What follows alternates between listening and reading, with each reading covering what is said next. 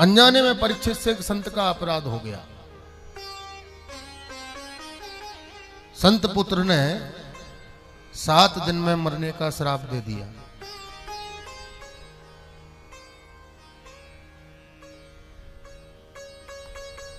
यदि लंघित मर्यादम तक्षकः सप्तमे हनि। ए राजा, तूने हमारे देवतुल्य पिता का अपमान किया है।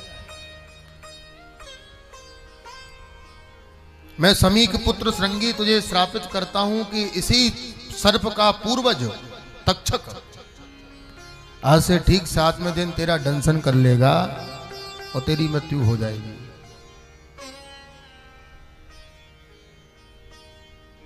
अब प्रश्न ये आता है कि भाई 7 दिन में श्राप दिया मरने का, तो 7 दिन तो सुखदेव बाबा ने आके भागवत जी की कथा ही सुनाई। तो परीक्षित को कब तो श्राप के बारे में जानकारी हुई, उसमें भी तो समय गया होगा।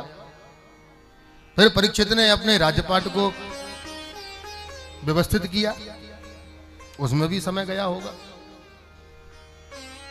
फिर परीक्षित हस्तिनापुर से लेकर के सुखताल की भूमि तक पदयात्रा करके गए, उसमें भी समय गया होगा।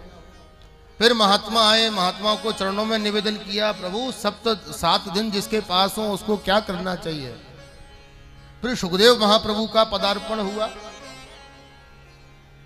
तो भाई दिन तो केवल 7 थे, पर इतना समय का विस्तार कैसे हो गया।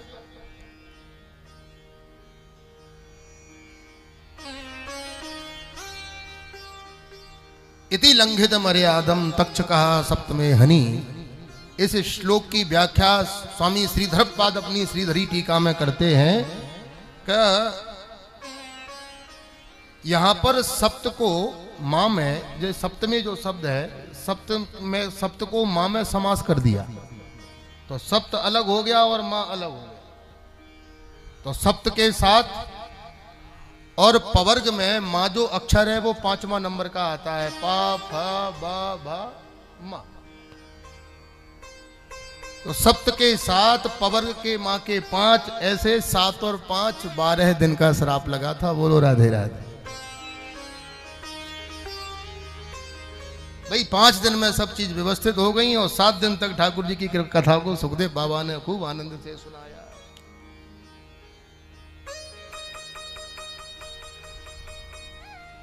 महाराज जी, जिसके जीवन के केवल 7 दिन शेष हों उसे क्या करना चाहिए। वरीयाने सते प्रश्न क्रतो लोक हितो नपः आत्मवित सम्मतः पुंसा श्रोतव्यादिषु यः परः निद्रिया निहते नक्तम व्यवायेन च भावया देवाचार्थे हया राजन् कुटुंब भरणेन वा।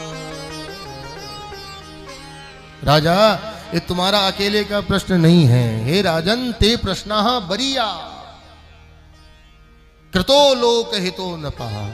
ये तेरा अकेले का प्रश्न थोड़ी है, ये सबका प्रश्न है।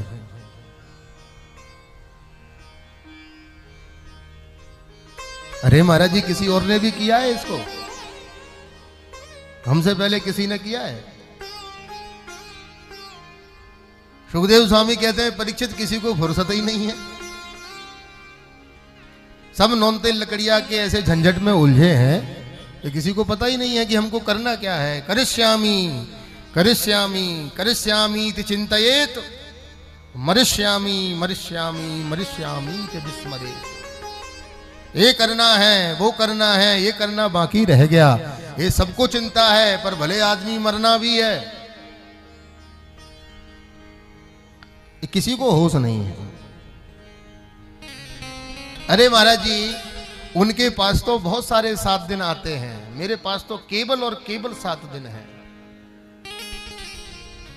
मेरा उद्धार कैसे होगा? सुखदेव स्वामी कहते हैं, परीक्षित, पहले तो अपने दिमाग से भूत निकालो कि तुम केवल 7 दिन के मेहमान हो। चिंता न करो राजन, 7 दिन बाकी अभी, घड़ी भर में ही परलोक प्राप्त होता है। मेरा यह कथन है, ऋषि सब साक्षी, भागवत पुराण से कष्ट सब मिटता है। मैं भी देखना चाहता हूं कि तुम्हारे लिए आज से 7वें दिन मोक्ष द्वार राम मार्ग कैसे नहीं खुलता है। अरे राजा खट्वांग नाम का राजा हुआ, उसको पता लग गया कि मेरी मृत्यु 2 घड़ी में हो जाएगी, तो 1 घड़ी में उसने अपना पूरा राजपाट व्यवस्थित कर दिया और दूसरी घड़ी में भगवान राम जी के चरणों में ऐसा मन स्थापित किया कि केवल 1 घड़ी के ध्यान मात्र से भगवत गति को प्राप्त हो गया। खट्वांगो नाम राजर्षि ज्ञात्वा मिहायुषः मुहूर्तात् सर्वमुत्सृज्य गतवान् भयं हरिम्। तवाप्ये तर्हि कौरव्यः सप्ताहं जीवितावधि। अरे पुरु वंशज, तुम क्यों चिंता कर रहे हो? तेरे पास तो 7 दिन है अभी तो। अच्छा महाराज जी, ऐसा भी संभव है? करना क्या पड़ेगा? तो शुक्राचार्य जी महाप्रभु कहते हैं कि देखो परीक्षित, सबसे पहले ध्यान लगाओ भगवान में। ध्यान की विधि बताई। क्या ध्यान की विधि है? सबसे पहले अपनी आसन को जीतो। ऐसा नहीं है कि एकदम तुरीय संख्या पर पहुंच जाओगे, नहीं। जितासन हो, सबसे पहले अपनी आसन को जीतो। देखो भैया, जितना हो सके एक आसन से बैठना चाहिए। अगर स्वास्थ्य हमारा ठीक नहीं है, शरीर की हमारी आवश्यकता है, तो कुर्सी पे बैठ जाओ। अन्य कोई साधन हो उसका उपयोग कर लो। अब बगल वाला बैठा है आलती पालती मार के, तो उसको देख के होड़ी होड़ा हम भी बैठेंगे तो महाराज 15 मिनट तो निकल जाते हैं, फिर घोंटू बदलते घूमते रहते हैं। कभी उठा के यहाँ धर लिया, फिर उठा के यहाँ धर लिया। नहीं, चित्त देखिए, भगवत भजन में, भगवत ध्यान में, भगवान की कथा में ऐसा कोई विषय को, कोई समस्या अपने अंदर जागृत करके मत बैठो जिससे आपका ध्यान भंग हो। सबसे पहले अपनी आसन को जीतो। अरे एक योगी यदि 15-15 घंटे बैठ के भजन कर रहा है, एक आसन से बैठा है, तो उसके जीवन भर का अभ्यास है, तब बैठ पा रहा है वो।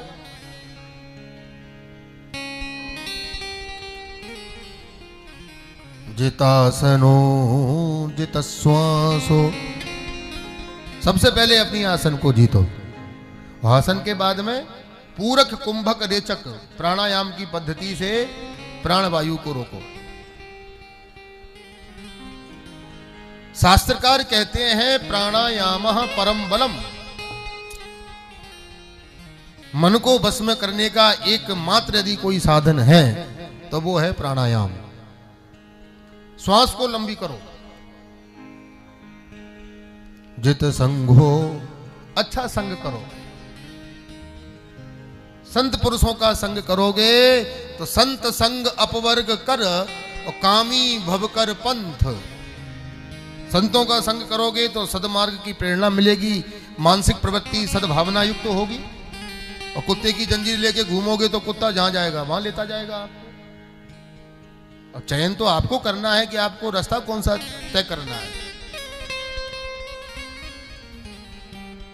अंतिम नियम जितेंद्रियः, अपने इंद्रियों पर निग्रह करो।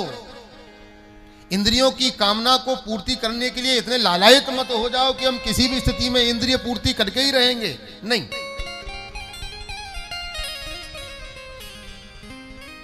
देखे ना इंद्रियों के न घोड़े बढ़े,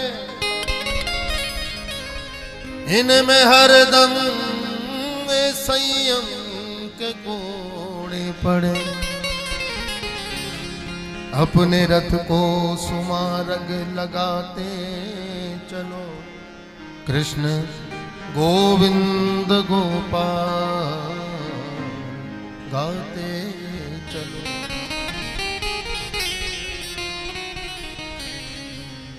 दुख में तड़पो मती, सुख में फूलो मती, प्राण जाए मगर नाम भूलो मती। मुरली वाले को मन से रिझाते चलो, कृष्ण गोविंद गोपाल गाते चलो।